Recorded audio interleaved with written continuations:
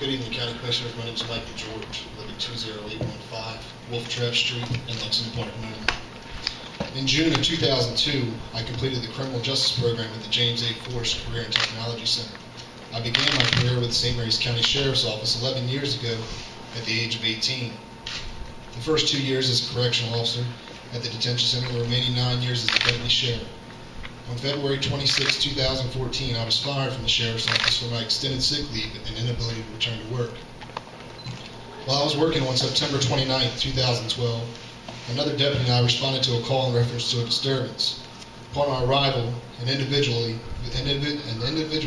violently attacked us, resulting in a fight for our lives. During the struggle, this individual attempted to take away my gun, and I had no other option but to shoot him, which resulted in his death.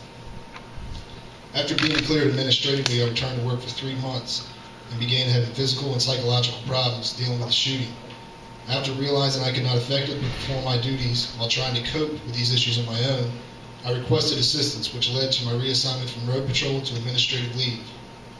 Subsequently, I was diagnosed with post-traumatic stress disorder related to the shooting, and I am still undergoing treatment.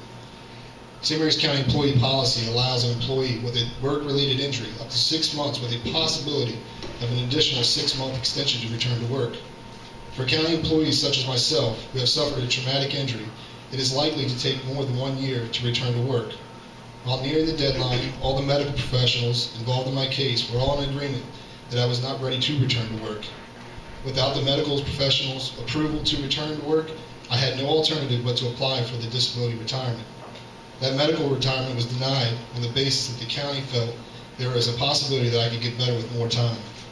So let me be clear, I was unable to get to my maximum medical improvement due to the 1-year time constraint provided by county policy, while at the same time, I was not granted my medical retirement because the plan administrator and retirement board felt that I may improve with more time, and there was more time to be granted.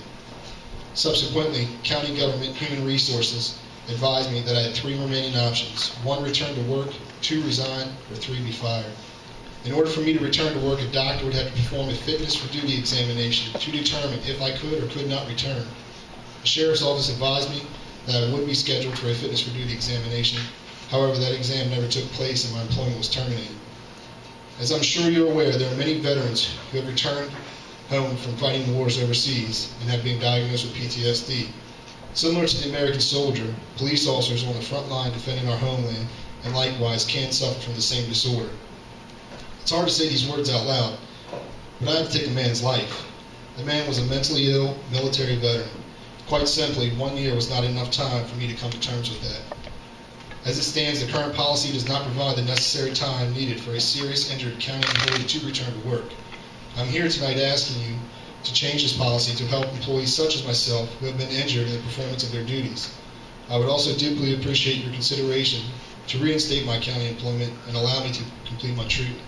I sincerely thank you for your time tonight and this opportunity to speak. Thank you for your comments, sir. Thank you for your service. We will take it to HR. We'll take it to HR.